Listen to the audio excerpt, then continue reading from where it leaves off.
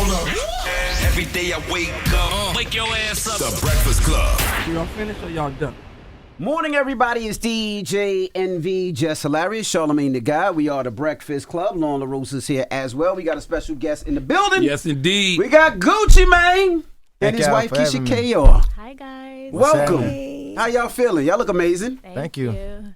New book out, episodes. Yes. Man, I thoroughly enjoyed your book, Gucci, man, because, you know, we give people props when we were younger for being real. And a lot of things that we say is real is like when somebody gangster, when somebody, you know, we call them tough. But to me, the most realest thing you can do as you get older is just be vulnerable. Yeah. You know what I mean? And go on a journey of healing and share that journey with people. And you definitely did that in this book. Thank you. I appreciate that. I always see you talking about mental health. I be listening to y'all.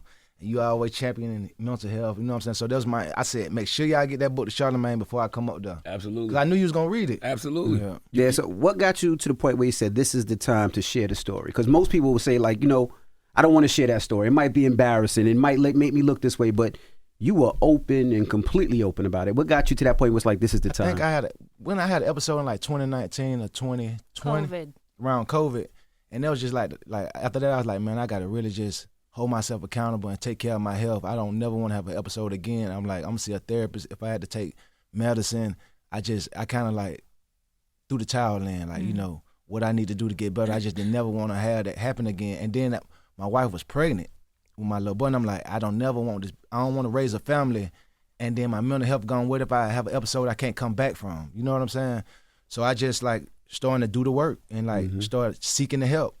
And Keyshia, I'm glad you're here because we always have conversations about the people who have to deal with the individuals with the mental health issues. It feels like nobody ever speaks to y'all. It's tough.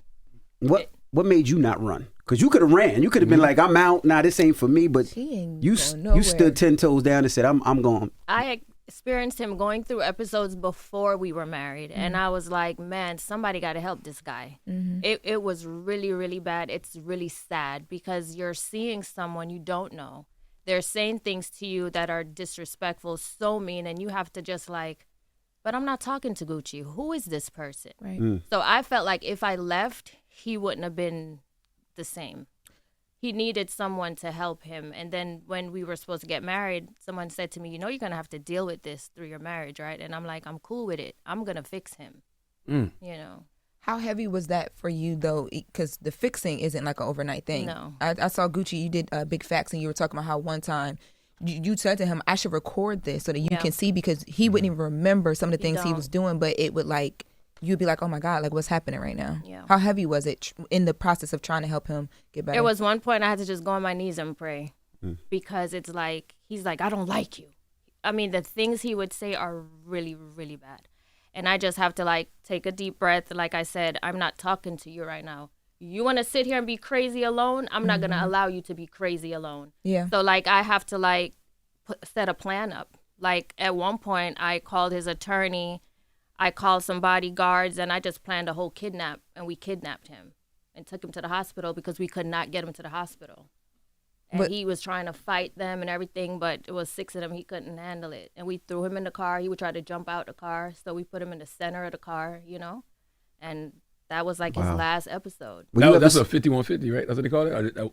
When you go to the, like, Yeah, but they try to do things where he could sign himself out, and I'm like, he's not signing. Like, I'm stern with them. He's not signing himself out. I'm his wife, and I'm his power of attorney. He ain't going nowhere. Like, I have to be strict. It's kind of like you have to go in mother mode, you know, and put your foot down. Were you ever scared? I wasn't never scared he would hurt me. People were scared for me, but it's a scary moment. Yeah. Because I asked her that, was she scared? And she was like, I'm not scared of you. I tell him all the time I'm not scared of you, so we gonna figure this out. Like I have to get gangster with him because and I'm like, all right, we gonna see. Yeah. Let's do this, you know? in the Ice Cream Fever Dreams chapter, Gucci, you said that you said when you need help, the only person you can rely on is yourself. Yes. Why did you feel that way in that moment? Because that's how I felt, especially with like, you really the only person you can do. Like, you got to do the work yourself. You know what I'm saying? If you want to like really get better, people can want it for you, but you still got to want it more than they do. You know what I'm saying? You got to want it. You got to do the work. You got to live with it. You know what I'm saying? So that's probably why I said that. The reason I asked is because you start the book off talking about Big Scar. And you know, you and Keyshia definitely helped Big Scar in that moment when he was having that episode. Yes. So, I mean, you did help somebody. Nah, I was trying my best to save Scar. I was trying my best to save Scar, and like even he was a big inspiration for the book as well. But what was like when I reached out to the co-writer Kathy on writing the book, I was telling her about like how I helped Scar, and my wife was talking to me, but she was on like I wouldn't even let Scar know that she was telling me the stuff to tell him. It like while we writing the book, like discussing the book and just going over how we're gonna make it, Scar died. So I hear her like, Scar done passed away. It went for him being the inspiration. Before I can even finish the book, he passed away. So that was just super deep, and it made me like, I gotta do this. I gotta even be more vulnerable because I'm gonna help people that I don't even know. Because I was trying to help somebody who was so close to me. You know what I'm saying? And I didn't succeed. You know, when you break down in the book that September 13th episode, right? Yeah. And you said you don't even remember a lot of the things that you said. Did you have to go back and say, you know what, let me fix some of those situations? Yes. And who did you call first to say, let me fix that? Because we were on air that morning. Yeah. And we just remember it's like, damn, Gucci just going crazy on everybody. And the sad, he was tweeting? Yeah. And the sad thing about it is for media, press, it's like, that's gold at first. Like, oh, this, that, and the other. Then when you sit back and look at it, be like, damn, like, maybe we shouldn't have went that hard and promoted because we can see now he was going through an episode. So the first question is that in the book about the media's role in that. Yeah. But just to answer Envy, I was super embarrassed and hurt by the things I said because like I wasn't well then, right? So then I got locked up. So a lot of those people who I was saying stuff to, they were like, they ain't never gonna mess with me no more. So even when I got out 3 years later, I still was like, I apologize to Ross, Drake, Nicki, like all them people accepted my apology. They just don't know. It's like a weight off my shoulders because I had been like, because I was wrong. Like Ross hadn't did nothing but help me. You know what I'm saying? And I said something about him. Birdman did all this stuff for me. Why would I say something about him? So I felt bad. You know what I'm saying? I felt terribly bad. And it was just me. It was like, it was super heavy on me. You know what I'm saying? So I apologize to everybody. Everybody that would accept my apology, I apologize to everybody who would accept my call, I apologize to. You just think anybody who I was dissing, I apologize to. When you see artists doing that now, do you know exactly what they're going through? Yes. I do. We be like, Sensei's going through an episode. I can see it because I'd have been through it. And I'm be like, I be feeling sorry for them, you know what I'm saying? But because I see the media, they just go with it. Like this person like mad or they being, like mean or whatever, but they be like going through something really mental. It be some mental health stuff going on. Do you reach out to any of those artists? I'm trying to think. Did I reach out? No, I don't do a lot of reaching out because some of them, like, I feel like they wouldn't be accepting of it. You know what I'm saying? But because you wouldn't be accepted at that time. You don't. Yeah, at that point you can't really talk to them like that. But like my wife say, I wish I could talk to the people that know them to tell them how to help them. Right. You know what I'm saying? Yeah. I tried to reach out to Kim when Kanye was going through an episode. It bothered me so much, but I don't know her, and I didn't want to feel like a groupie. Yeah. So I tried to send messages to people. I never succeeded, but this was during their marriage. I'm like, damn, I want to talk to her so bad. Like, I can help you, but I never was successful. We talked about that on air the other day because she sat down with Call Her Daddy and talked about what it was like on the inside, while also trying to protect their public image and the way she thought people would look at her if she decided to leave. For you, what was it like? I mean, because we're talking about Kim, what was it like just trying to protect the business that you guys have built while I have a he's system. personally... I take his apps off his phone. First thing I do, I delete Instagram. I delete everything. Even if I got to change his password, I'm changing it because I don't need the public to know he's having an episode. You realize you'd never know about any other episodes since September 13th because I control that. Because you're not going on Instagram, you're not going on Twitter, it's deleted. And I just control everything at home. And now before the episodes come, I catch it. So that's why he hasn't had another one. And how you catch that is he doesn't speak to you. He wants to be left alone. He don't eat. He does not sleep. Text messages, there's a period after each word.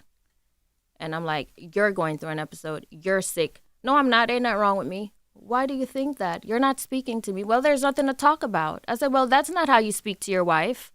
And I'm like, you're sick. And we snap out of it right then. Wow. We heard Kim this week say how Kanye just used to give away their cars and stuff when he would go through episodes. And in the book, you talk about I did He that. did. you just used to be giving away stuff. I gave away jury. Money. And Jury money, cost so yeah. much. You know how much it costs for jury? Like, Yeah. I would give my friends jury, and like they know I went well, they'll take it. Damn. They take That's why, advantage of you. I felt like, damn, they know something's going on with me, but they'll take it. So it's like, when I got out of jail, like I cut off all my friends, my old friends. 'Cause I'm like, damn, they were taking advantage. You know what I'm saying? It was straight taking advantage. I was giving away money. Like, I wonder what the psychology is behind that. Like, why when you going through an episode, you feel give away money and I don't know. You don't care You're not about in your nothing. mind. Because the money it's not, you kind of like in a warped world. It's almost like, it's a psychosis. You know what I'm saying? It's not, you dealing with stuff like, you hearing voices. Yeah, they have voices. You know, and you hearing voices too, like, it's telling you to, you know, you might think that Charlamagne I might think that you trying to fight me. You ain't even did nothing. We be like, bro, I ain't did nothing to you. What's wrong with you? Like, I'll be like, trying to fight you, Charlamagne, like, you did this, you know what you did? You stole something from me. And you be like, bro, I ain't stole nothing from you. But in my mind, I'm like, it's the truth. So that's what I used to deal with. How did therapy and the self-work change your relationship with anger? And like, do you still wrestle with that same inner voice that you talk about throughout the book? I don't. I don't. It's like I seen a therapist. I got so taking medicine that prescribed for me, what she thought, and it worked. And I haven't had any other problems. You know, I always wondered when people have episodes, what sparks it, right? Sometimes, you know, you see homie from the hood and they'll say it's some bad weed, or they'll say it's some lean, or what it was. So I always wondered, do you know what sparked the episodes? I think drug use, Stress, and stress, non-sleeping. not sleeping combined. It wasn't just like, okay, I drank the lean. It was also I'm drinking lean, and I had like 5 or 6 charges, open cases. So I was so stressed out. So, you know, I'm going to the studio and I got all these artists. I'm steady working hard. You know what I'm saying? So from the outside looking in, you'll think that I'm not fazed about it. But it's almost like I pushed the cases out my mind. You see what I'm saying? But it's still a stress. But I'm just not dealing with it. I'm not talking about it. I'm just like acting like it's never gonna happen. Like court not gonna never happen. But that's a big stress. And I'm steady drinking lean, smoking weed, taking pills to kind of numb that. And then one day it's just like the straw that break the camel back. Boom, now my mind can't take it. And so what gets there now? Because you said sometimes now you look at him and say, I can see an episode coming there. Is it stress now? Because, I mean, the craziest, the best thing I heard about Gucci, that I was like, damn, I'm like Gucci. It was like, Gucci go to sleep at 8 o'clock. 9 o'clock, he tired. 9 o'clock, I'd be like, kids, it's time to go to sleep. I'd be tired too. But what gets you to that episode now? When I had the episode in 2019, 2020, it was COVID. That really just messed me up. And then another thing what triggered the episode was I got my teeth done and they put me under anesthesia, and the drugs messed me up. When I came from under anesthesia, I was having an episode, flipping out. And I'm like, damn, I ain't even doing, you know, I can understand that. You know what I'm saying? So even if I go, it's like, damn, I never thought that would be a trigger. But that was a trigger. So it could be a multitude of things. Gotcha. But it's interesting though, because when I read the book, I feel like you always had a level of self-awareness. Like even when you talk about going to get the ice cream cone tattoo on your face, you said it was a cry for help. It was. But why you felt like nobody heard you? Like even when you were doing all that, why you think nobody heard you? Everybody thought it was like a marketing campaign. You know what I'm saying? Nobody, like, I remember like the whole, it was like I had went to court. They told me I had to go to a mental hospital to like, cause I tried to say like, you know, trying to tell them like, listen, some of the stuff I'm doing, I'm not in my right mind when I'm doing it. And they sent me to a mental hospital, and then it went on the media. And I just remember when they started saying like I got to go to a mental hospital, the embarrassment I felt. And then it's like, maybe it wasn't even 4 days later, that's when I got the ice cream cone tattoo. So it was almost like a cry for help. You see what I'm saying? I can't explain it. It's hard for me to put it in words. You know what I'm saying? Him being Gucci Man without me, no one helped him because he's the artist. No one is going to say, Gucci, you're not well. Gucci, you need medicine. They just keep on giving him the weed, giving him the drugs, and he keep on keeping on. So that was the problem. No one took the time to like, damn, dog, something is really wrong with you. Yeah. That's how I came in after all of that. Like, you need help. Let's fix And I'm telling, this. back then I used to be like, ain't nothing wrong with me. And they kind of like, when I'm saying nothing wrong with me, give me the weed, they like going with that. Yeah. You see what I'm saying? Because I'm like, somebody put something in my drink or something, like, it's an excuse. Instead of just saying, okay, no matter, I got a problem, I need to fix it. It's almost like, you know, I shouldn't have this problem. Why me type shit? That's how I feel. Like, why? Don't nobody else got to deal with this but me. So I kind of like, I didn't want to accept it. You know what I'm saying? Because I felt like, why I got to deal with this? You get what I'm saying? Like, why I got to have this affliction? Why I can't be straight? Why I got to have a mental health problem? Like, why I can't drink lean? Really, like, why I can't drink lean and smoke like everybody else? Why if I drink the lean and smoke, I got to be in the mental hospital? That's how I used to feel. And it felt like the people at the label didn't look at you as a human being. No. Like you was just an artist to them. Because you said after you got the ice cream cone tattoo, one of them called you and said, "Man, you a genius." They did. Yeah. And you was like, "Bro, I'm going through stuff." I was going through. I'm like, damn. I never thought that when it went viral back then and just everybody was talking about it. It didn't like that was not my intention. I was not doing that. It definitely was like a cry for help. Yeah. Let me ask a question, Keyshia. Do you wish you were around when I look at Gucci, and if you really think about all the artists that he has touched and could have signed, he could have been bigger than any label out there. If you go through them, we can go from Thug to Waka to the Migos to the list goes on and on and on. Do you think? Yeah, Waka was signed. Yeah. Do you think if I was there, I could have helped him build that empire? Because he could have been really like an Atlanta Def Jam. 1,000%. Even like we had this conversation many years ago. I said, Gucci, you just have to accept that you are not well and fix it. Just accept it. I said, people take Tylenol every day. Just take your medication every day. You'll be fine.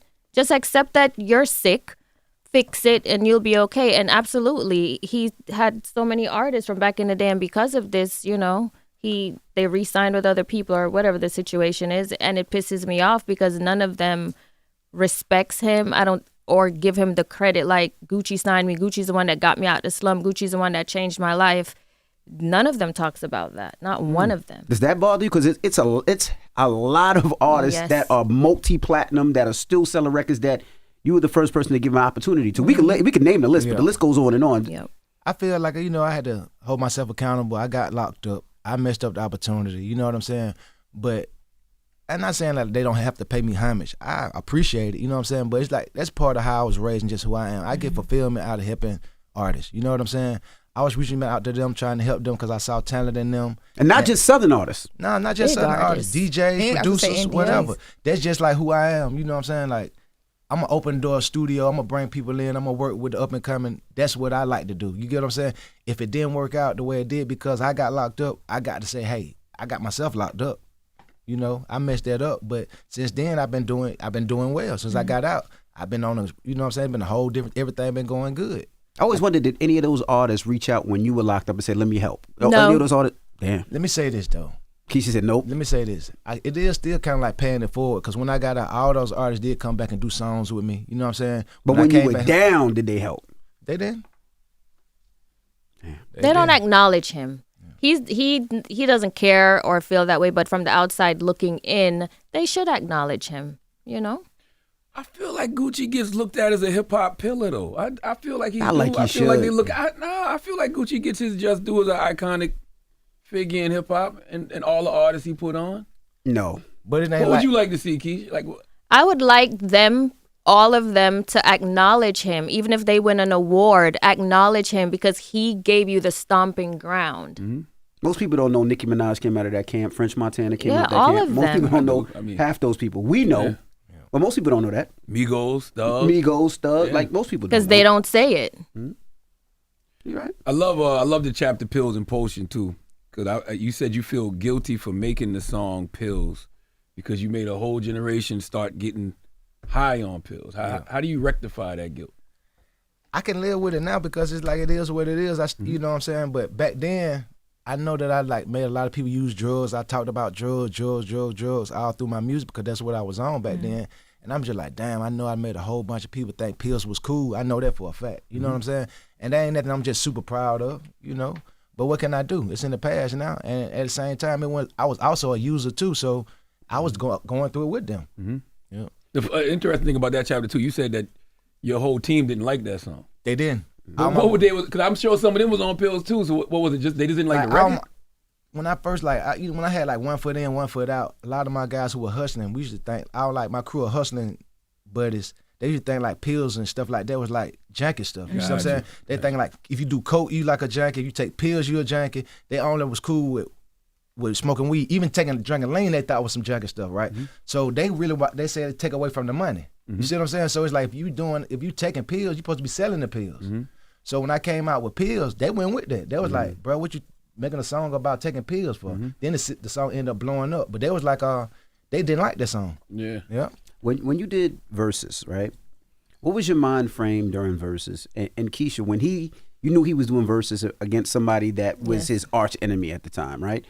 What was your mind frame? Because you knew At any moment, it could have went bad. Did you want him to do it? I just saw told your him look. not to. And she said, I said, you're not doing that. I said, I will pay you $1 million not to do this. She told me that. Swear to God. She's like, I pay you $1 million not to do the verses. I'm like, I'm gonna do the verses.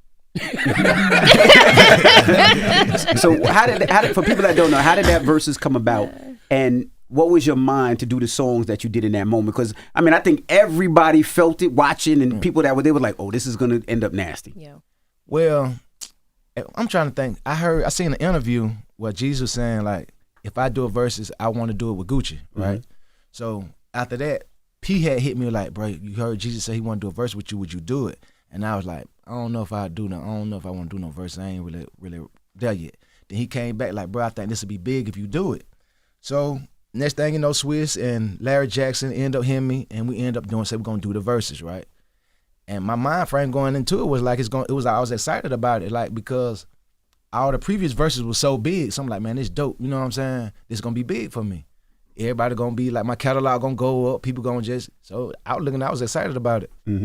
Now actually, Jeezy said he said here on Breakfast Club he wanted to do it with you, but you turned it down. That's what that conversation was. That was back in 2020. I don't think I turned it down. I think I turned down doing verses, period. But I was open to do the verses. When they finally like broke it down to me, like, okay, this the business about it. This how all this good can come out of it. I'm like, okay, I'm gonna do it. Keyshia, you didn't want him to do it because you knew he could potentially have an episode? No, I just don't trust it. I don't know. God forbid GC go say the wrong thing and things pop off. I ain't got time. Where were you when he was doing the verse? I was pregnant at home. No, he didn't want me there. So you were watching it? Yeah, my hands was wet, sweating. I'm nervous. I'm like, Lord Jesus, help me. So with when he this. did that song, what were you thinking when he did that song? When he did that song, like, oh my goodness. I'm just like this, like any normal person. I'm in the bed watching it like everybody else, scared. And Jeezy, you said you were lucky that You I'm sorry, call him Jeezy. Jeezy, Sorry, Gucci. You said that you were happy that Jeezy took the moment to kind of shift the energy a bit. I would say, in hindsight, I'm like, I respect the way he did what he said. You know what I'm saying? And you know what he said made sense. You know what I'm saying? But at that moment, in the moment, in the heat of the moment, I wasn't thinking like, I'm happy he said that. In the heat of the moment, I was just like, man, what is he talking about? You know what I'm saying? Let's get on to the what we doing.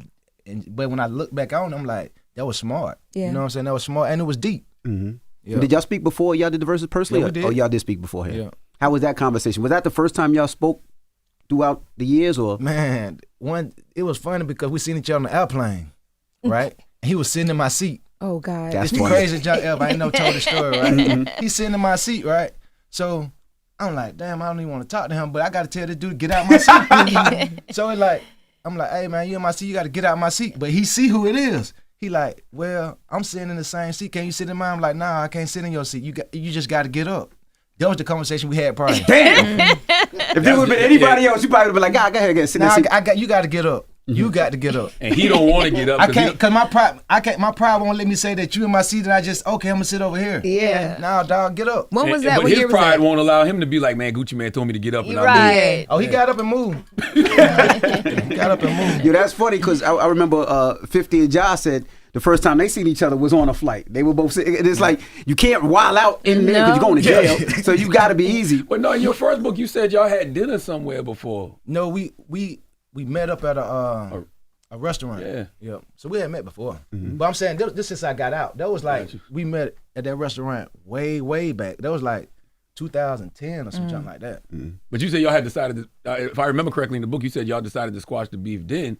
But then I think he ended up. Y'all saw each other at a club. And yes, and it didn't go right. Yeah.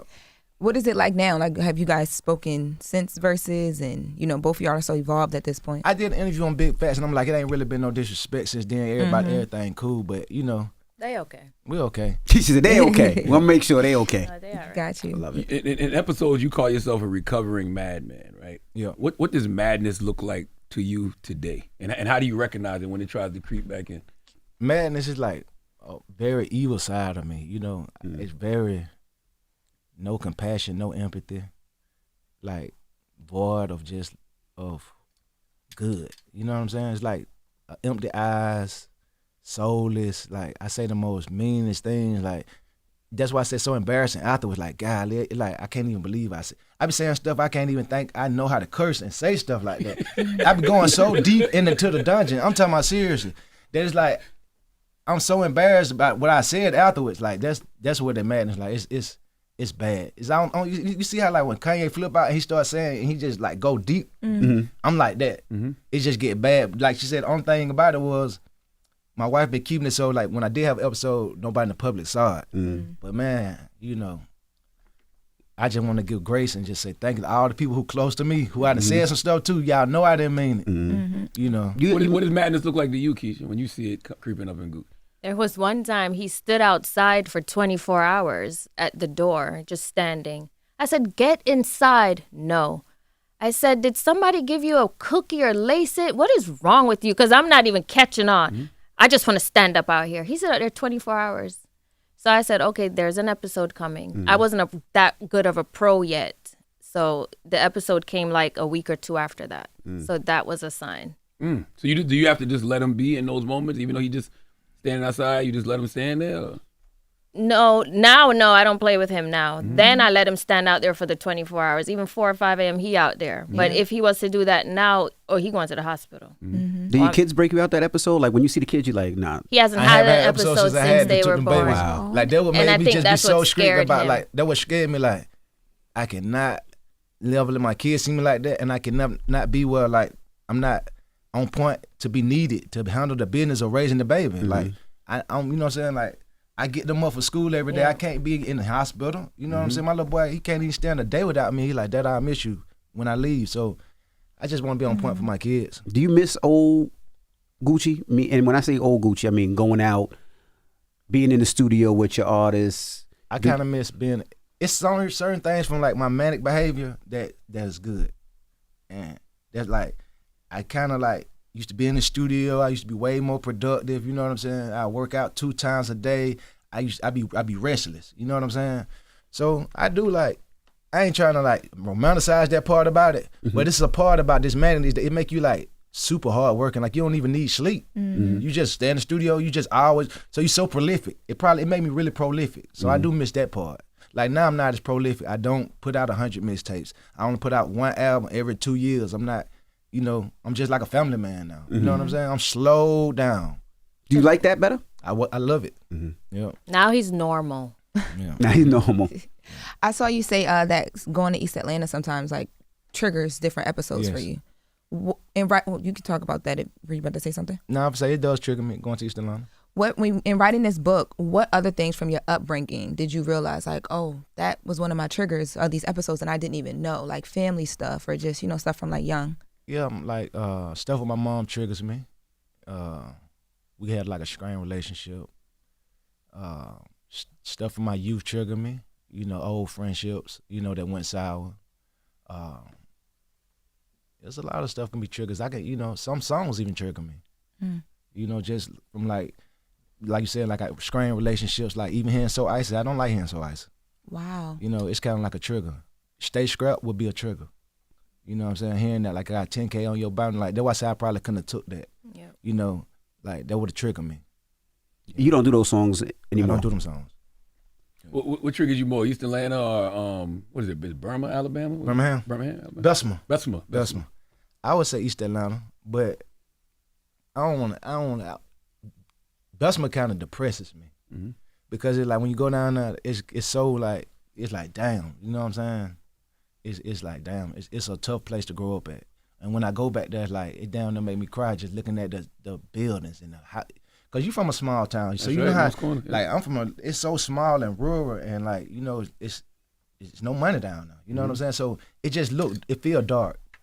Yeah, and East Atlanta just dangerous. It's still dangerous. It's always gonna be dangerous. It just when I go there, it just make me change. It made me like it almost turned me to a different person. Like the corners, the blocks, just reliving all the stuff I did on those blocks. You know, the people there. It's just I try to stay away from triggers. And you say even reading the book and seeing the effects that like systemic racism had on you, like watching the KKK, you know, march through your town. Is that still a trigger now? It kind of is. It is. I still like hold some of that stuff in me. You know what I'm saying, that I seen when I was young from Bessemer. That's why I kept my label 1017, because I'm like, I don't never want to forget. Even though I was raised in Atlanta, people always associate me with Atlanta. I never want to forget, the life I led there, and I never want to forget like my family there and what they going through. Mm-hmm. You said during the Big Facts interview that the police, you feel like they still have it out for you in Atlanta. I feel like they did. They did. Back when I first young. I feel like cause they used to do stuff like, you know what I'm saying? Like I would be, when I first got out of jail, I would go places and the police would just run my name. You know what I'm saying? And then I was on probation. So my probation, I was like, hey, did you go to such and such? Because the police ran your name. They're like, they were just trying to see if it's just too much. So what do you tell artists like your thugs and your little babies that probably feel the same way as you? Do you say, it might be time to get out of Atlanta? I told the baby that. I've been told the baby, hey, man, you might be too big for the city. You might need to move. You know what I'm saying? I never got a chance to tell Thug that, but I definitely told baby that before. Because he used to be there, the baby used to be there just walking around like regular, like in grocery stores and everything. Because he's so comfortable there. I got to comfort there. Like even time if I'm in Atlanta and I have an episode, I go straight to my block. Because I know that block like the back of my hand. I always go there. It's like them the familiar. It's like it's too familiar for me. You know what I'm saying? Mm-hmm. It's too familiar. Sometimes something too familiar for you got to get away from that because it's too much comfort there. It ain't no growth in comfort. I need to be where like I'm held accountable. Like, you can get held accountable. If I go to East Atlanta, lean coming, weed coming. All I got to do is just stand on the block. I want to ask you, Keyshia, how do you define recovery? Because you've seen him at his worst and now you're seeing him at his best. So how would you define recovery for somebody that is dealing with somebody who's trying to recover from their mental health issues? The first thing you need is medication. Mm-hmm. It cannot go unmedicated, and the quicker the better. Because once they're medicated, they usually get better in like 2 weeks. It's not overnight. It's literally like 14 days for them to be back to normal. Mm-hmm. So for him, like let's say he started his medication after an episode. He started his medication today, right? 3 days later, he'd be like, oh, my wife, you're so beautiful. I could tell by his words that he's getting better. And then tomorrow he might say, ugh. And I'm like, oh, shit, he's not better yet. Like, I could just tell by his tone. Mm-hmm. So who do you talk to, Keyshia? Like, who do you have a therapist? No, I'm my own. I'm the therapist. Mm-hmm. He'll tell you, I'm like a real therapist. I know how to speak to him. You have to speak calm. Mm-hmm. You cannot scream. Sometimes you have to agree with what he's saying. Like he'll say, give me $500,000. And I'm like, okay. I don't do it, but I say, okay. Mm-hmm. Whatever he asks for, I say yes, but I don't do it. But you can't go against them. So he'll text somebody and cuss him out, and I'll go back to his phone and I'll say, block him. He's having an episode. Mm-hmm. So I'm just a cleanup lady. Listen, I got to say this. You remember Julie Greenwald used to be the head of Atlantic? Mm-hmm. I had an episode and said so much bad stuff to Julie that I said that when I came from the episode, I said, listen, Julie, from now on, if I text you anything crazy, block me. And call my wife. Don't call me for 2 days and call my wife because this episode coming, because I ain't want to lose my position at the label going through episode. And I'm like, if you see the text is getting crazy, just block me. Cause I don't want to say, come tell you, I start saying stuff so bad, it's like you can't come back from it. Gucci, we seen it before, Gucci. You don't gotta explain it, we seen it. But how do you protect your peace though? Yeah. Like you. Cause there has to be times where you feel like the walls are just caving in because it's so much and it's so personal for you. Honestly, during the moment, I'm kind of like stressed out. I'm a prayer warrior. I just pray. And once he starts getting better, honestly, I'm okay. Mm-hmm. And he doesn't stay sick long. Mm-hmm. Like I said, it takes 14 days to get him back. And after like day 3, he's already coming to his senses. But those deep episodes won't happen ever again. We're in 25, so the last one was 5 years ago. He had a mild one coming maybe 2 years ago, and I caught it. Mm-hmm. So now I catch them before they come. Mm-hmm. And like people be saying stuff about him like, oh, he's soft, he's this, he that. The madman is still there. So I try my best. I don't want them to provoke him because it will come back. Yeah. And he's very dangerous.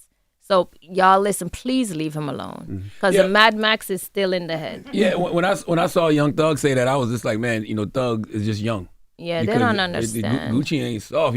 He grown. Yeah. He's grown. He's evolved. When did you develop the trust for Keyshia K'R, right? Because it's not just a little bit of trust. Yeah. It's almost like you gave everything and trusted that she was going to be there for you, and she life was. Is in her hands. I knew she was a great woman. You know what I'm saying? But I wasn't there. You know what I'm saying? But once I went to jail and like some people had stole my money, you know what I'm saying? So the rest of I was like, it got to the point where I was like, the rest of the money I got, I gave it to her. I'm like, because I already had somebody steal, you know what I'm saying? So it's like I had nobody else to trust, you know? I didn't even trust my mom, Mm-hmm. you know what I'm saying? So I'm like, baby, you take this. She said, no, I don't want it. She said, don't give it to me, find somebody else. I'm like, you're the only person I got to trust. So it was probably when I got locked up and had went through so many and went through a betrayal.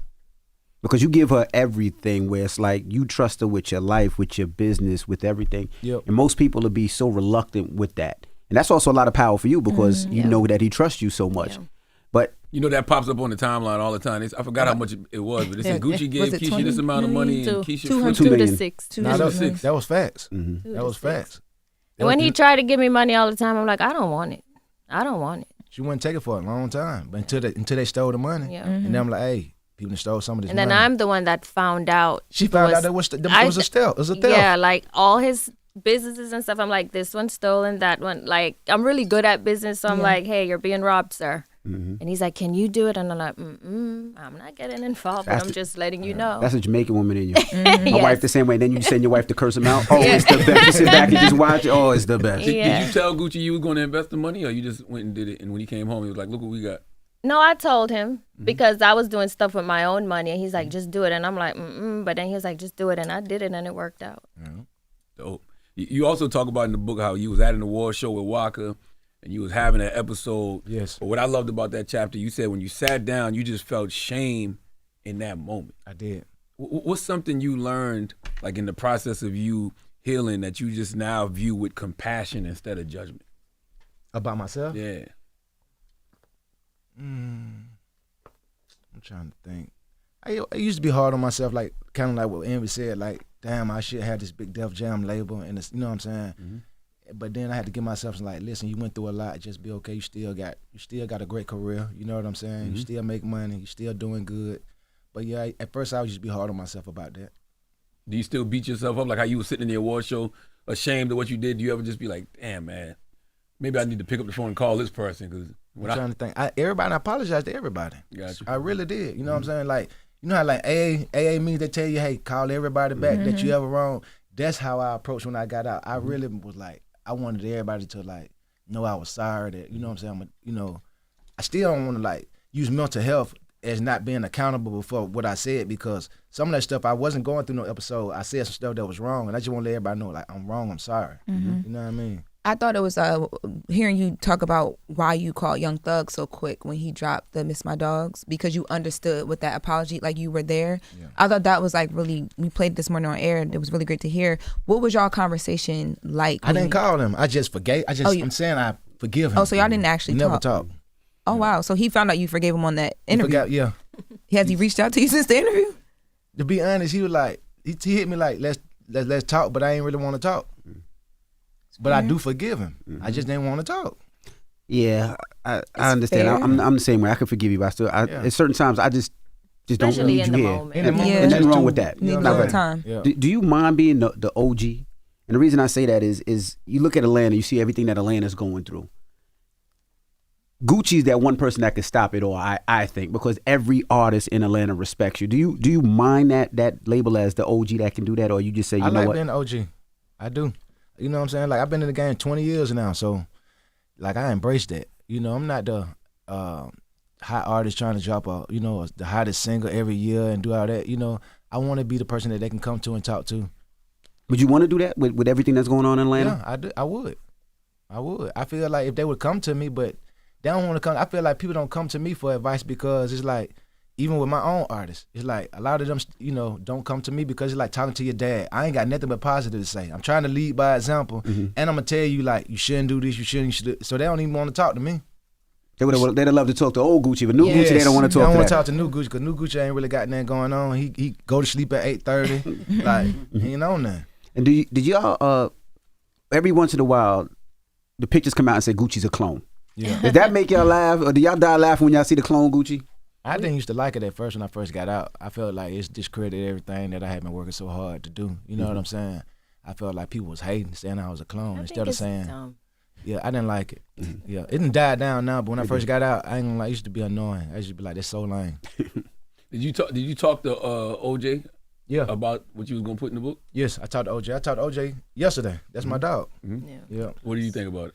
He loved it. I told him, OJ, I want you to be a part of the book. I want you to have your own chapter in the book. I want you to tell your story because I feel like I was seeing him doing a bunch of podcasts telling his story, and I'm like, I'm gonna use my platform, use my book so Juice can tell his story even more. You know what I'm saying? Cause that's like one of my best friends since I was 9 years old. Yeah. Yeah, we used to pick up cans together. You know what I'm saying? That's my dog. And you start, like I said, you start the book talking about one of your newer artists, but then you start in the book talking about, OJ. What were the similarities you think? Just two people that are close to me. You know what I'm saying? That mean a lot to me. Losing Scar was something that I wanted to use that to help other people because I still ain't okay from that. You know what I'm saying? And OJ been going through a lot, and I just wanted to show him love. Yeah. What emotional release did writing this book give you that music couldn't? I'm more proud of this book than I'm proud of any album I ever put out because, like you said, it's kind of like talking about stuff that I used to be kind of like had a stigma of, you know what I'm saying? You got mental health, you crazy. It's like I used to be embarrassed about some of these situations, and I didn't used to want to talk about it. But now I'm confident in talking about it because I know that I can help somebody else, and it's like I don't feel no shame no more. Yeah. And the conversations that you've been having recently, have you begin to help people in that space where you're like, yo, I did like everybody, people. I did a book signing in Atlanta, and a lot of folks are coming up to me saying, hey, thank you for this book. I've been sober 8 years, or thank you for this book. I got bipolar. Thank you for this book. My friend, be going through episodes. Like I was getting a lot of that, and it felt good to feel that love. You know what I'm saying? It really did. Are you still surprised about the love? I heard you say something. You were in Miami doing a book signing, and you were surprised about how many people came up to me and asked for an autograph for your book. But then I'm thinking about it, I'm like, you just did South Carolina Homecoming that was sold out. You just did this show that was sold out. So I tell them that all the time. Yeah, like it's different. When they come up like with that book, I don't know why, but it's like the book signing, saying when they saying I bought your book, I've been rocking with you since I was in junior high. You got me through college. Like it just the energy was like it made me feel good. I ain't felt that in a long time. Like touching the people, shaking their hand, taking a selfie with them. It's like when you do that to about 200-300 people and they telling you that, you can't do nothing but feel good. But as I said, you're like a mythical figure to a whole generation. You got Sexy Red calling herself the female Gucci man. South Carolina State, them kids asked for you. Yeah. Like I seen the list. They was asking, I'm like, I said, I don't even know who that is. It was about 5. I'm like, I don't even know who these people are. But they was like, oh, Gucci, man, I know Gucci. Like, they wanted you at South Carolina State. So how did that make you feel knowing a whole generation? Nah, that feel good. That feel good. When I go through these, I've been doing a lot of college. I do Norfolk State on Tuesday. But like every time I go to the colleges and like the kids know all the words, you know what I'm saying? They 19 years old. It's like, bro, you still touching people 19 years old. They know these songs. They singing songs that came out in 2005, 2006. How old we out then? So that feel good. Did you? How it make you feel, Keyshia, when you see Sexy Red call herself the female Gucci man? I love it. I love when younger artists pay homage to him. Like, I be in the background, like, when people don't pay homage to him or treat him with respect, I be mad. Yeah. He don't get mad or whatever, but I watch everything online and I analyze it. And if anybody go against him, I'm going against them too. I was going to ask, does the book, because you said, seeing people come up to you with the book is like a great feeling for you. Does the book make you feel like a superhero versus like music didn't? Because we talk about like our OG like rappers being like superheroes to us, which a lot of people, I feel like they look at you that way. Yeah, I'm super proud of being an author. You know what I'm saying? I read a lot of books. People just don't know that about me, but I read a ton of books. You know what I'm saying? I probably read 2-3 books a month. You know what I'm saying? You big Malcolm Gladwell fan? You are? Huge big Malcolm Gladwell fan. You know what I'm saying? He just did a book, Revenge of the Tipping Point, that I read, that I love, But I'm proud of being an author because I love books. And so it's like, it's a different thing than being a rapper. You know what I'm saying? I want to make some more books. I like being a prolific author. I'm trying to have more books than Charlamagne. I think we tired by now. Yeah, we tired. I got 3. Yep. I got 3. I want to see Keyshia write a book. I really do. Because I'm telling you, man, the people who have to deal with those of us with mental health issues don't tell their stories enough. Yeah, I think it's harder being me than him going through an episode because it's scary. Like we had a condo, we were on like the penthouse, and I'm like, shit, is he gonna jump? Is the voice gonna tell him to jump? Like, that's the scary part, not me being scared of him hurting me. So, like, during episodes, I make sure no one is around him with guns, knives, high buildings, but he wouldn't leave that. That's where I had to kidnap him from. He would not leave there. He wouldn't come to the house.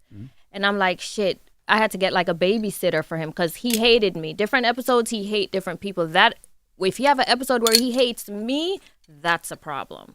He hated me. He wouldn't come home. He got the damn balcony. And I'm like, is the voice going to tell him? I can't sleep at night. Right. I have to, what is he doing now? Did he eat today? Like, I have to play games with his friends from Atlanta who he want to be with. And then I'm like, don't give him any weed. Throw it in the garbage. They call me back. Oh, he needs weed. I gave him weed today. I said, no, you didn't. You know, like stuff like that. It's hard. It's so stressful. Like, you want to cry. Yeah. And I cannot read that book. It's too sad. It's too much for me. Wow. It's too, I don't read it.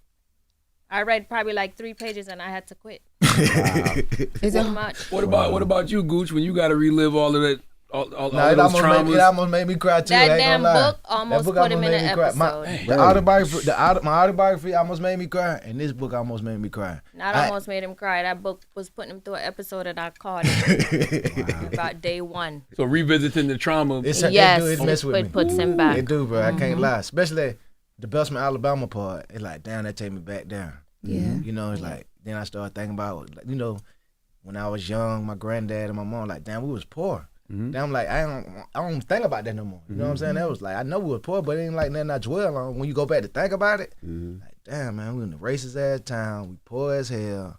You know, staying with my granddad, and me and my mom, my brothers, like, we ain't have shit. Yeah. We ain't have shit. So how do you protect yourself while revisiting that trauma? And on a press run. Yeah, and how do you protect them, Keyshia? Well, the press run doesn't bother him. It's just like when he was writing the book, because he has to keep saying these things over and over and over. And actually, this was my idea. I was like, you need to do a movie called Episodes and let people know what's going on. I said, I can tell you everything you've done through your episodes, because he doesn't remember. And I was telling him how to make the movie, and that's how We started with the book, because she told me to make a movie. As soon as he had the episode, I was like, people need to see this. I said, you don't have to use your name. Let's just say you're a basketball player. You know, have you ever seen a movie that's about mental health with Diana? Is it Diana Ross? Yes. She like, I seen a movie about mental health with Diana Ross, and you need to do a movie about Elvis. That's how I went, but I can't remember. It's like, I don't remember. It's I think old. Diana Ross played Billie Holiday, and they say Billie Holiday had mental health issues. Oh, Lady like Sing the Blues. Yeah, Oh, and yeah, she yeah, saw yeah. that. She saw that movie, and then she was like, "You need to make a movie about yourself with episodes." Wow. Did you ever have to tell Kathy you need a break? Like, yo, man, let's take a break. Nah, I ain't never tell her. I just ain't gonna lie, it was therapeutic. I like doing it. I was having fun doing it because it was like, even like, okay, when I was talking to Rocco and talking to Juice, and they were telling me stuff that I did, I had to tell them like, bro, I don't remember. Right. I was like, Rocco was like, you don't remember we was in Vegas and you had told me to come to the room. I told you to that. I'm like, Rock, I'm telling you, I don't remember. I was going through an episode doing. He like, damn, bro, for real. He didn't know. Of course he didn't know. Yeah. You know. And poor Zaytoven, man. I would have never let you in the studio. Zay let They me told in. Zay so blessed, man. Zay got God in that house. He's so sanctified, him and his family. It's like, you don't bring nothing over Zay's house. Zay like the church. The house is like going to church.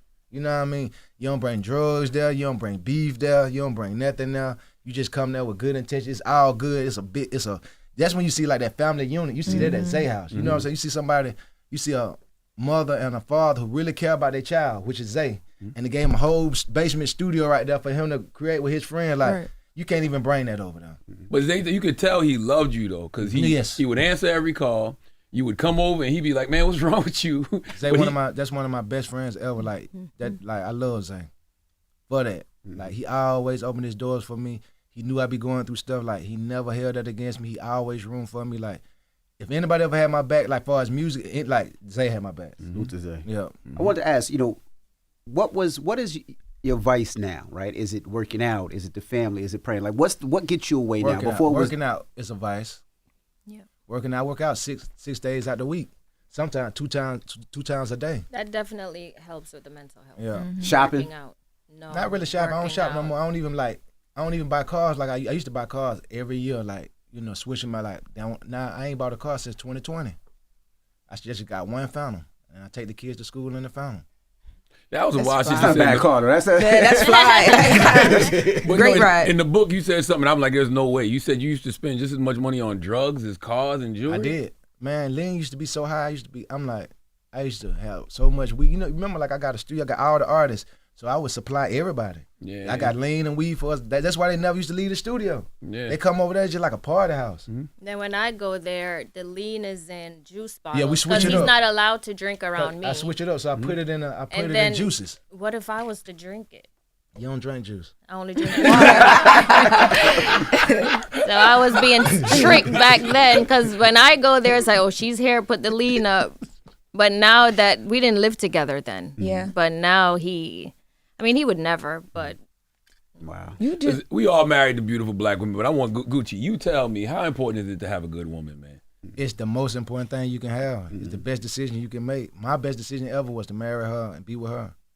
Like, I got somebody to, hold me accountable, and I got somebody, watch TV with.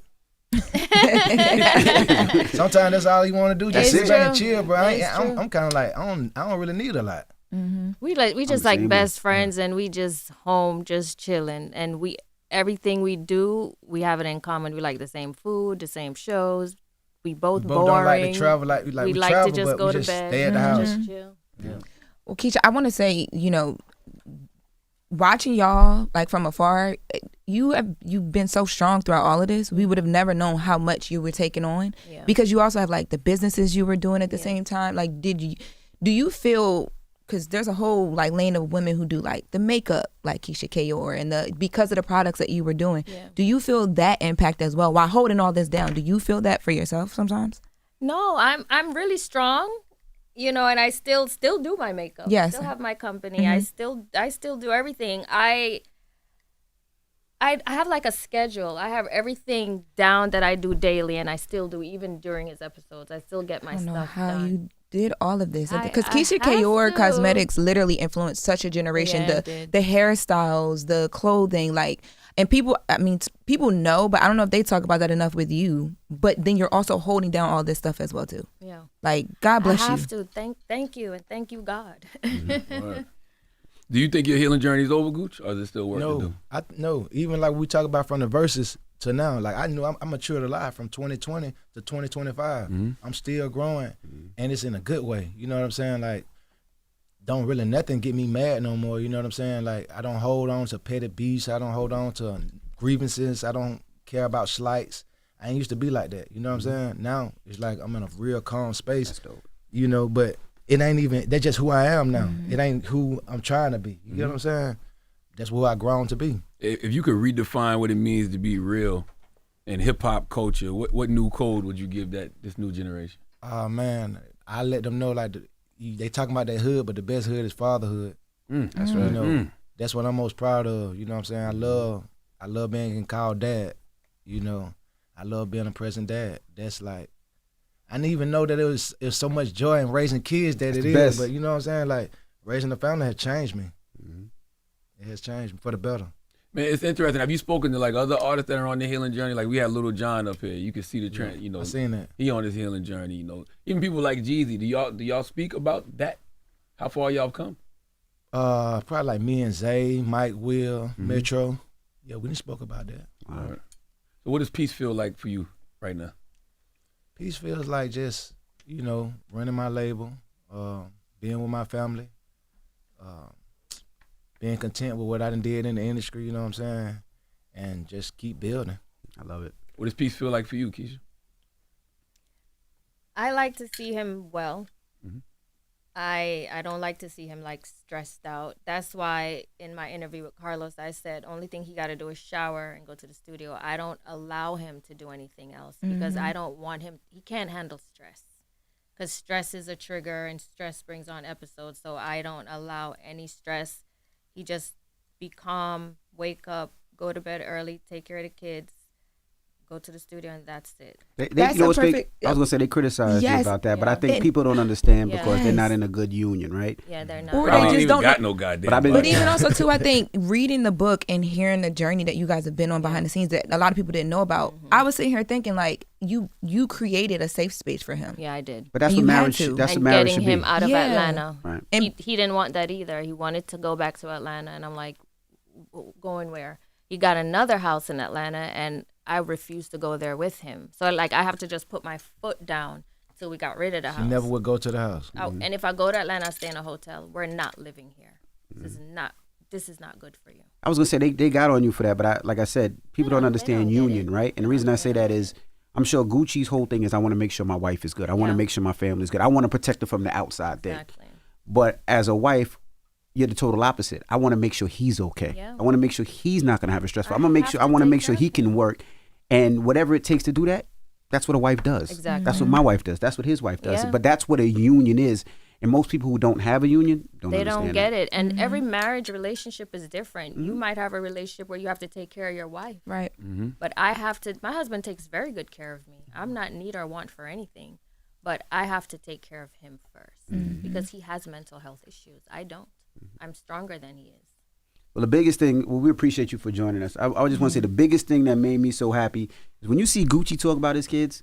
I don't know if you see the smile on his Yeah. face. Oh my I'm God, so he's happy in love for with them y'all. children. When he Oh said my father, God. he started smiling No, and it's started true. grinning. He It's like, I true. can't wait to get back and get to my son's this, my daughter. Like, Yeah. that Oh, is the yeah. biggest thing. And, If and I I love seeing call that. him right now, he'll leave. I love it. I love it. Do you feel like a generational curse breaker? Yes. I know my little boy. He gonna inherit all this. He got so much. He's so turned up. He a trust fund baby. Ain't nothing wrong with it. Yeah. Ain't nothing wrong Oh, with he it. know. He said it with a smile. Ain't nothing wrong with it. That's right. Man, go get episodes right now, That's man. The right. Diary of a Recovering Madman. The This album out today, is there's some books that are good. This is good, but it's also important, man. It is important. And my album out today too, Charlamagne. Yeah. That's right. Episode, I didn't even get to the album Yeah, I yet. didn't get to the album. I read the book. I didn't get to the album Album yet come either. out today. Well, let's get to a joint off the album. What you want to hear off the album? Voices. Voices. It's Gucci, man. Keyshia KO. Thank you so much for joining us. Now, Gucci, I know you don't come out but every couple of years, but you got to come back. I know I you will. every once in a while you You got gotta to come back. back with Pusha T. I wanna. I will. I'll yeah, bring him. Yeah. We got. You used to listen to the Breakfast Club in the morning when you worked out. I don't know if you still do, but you got to come listen, I listen to y'all every day before I go to the gym, and my favorite part is the positive note of the day. back. There we go. No, Charlamagne, he loves that. I'm note. saying, He I- listens to all your positive. As soon as I'm going to the gym, we around the gym, we listen to y'all, but it's like the positive note of the day. Hey, stop. Let me hear what he say. I appreciate that. That's what it Thank is. you, brother. All right, it's the Breakfast Club. Good morning. Hold up. Every day I wake up. Wake your ass up. The Breakfast Club. Y'all finished or y'all done?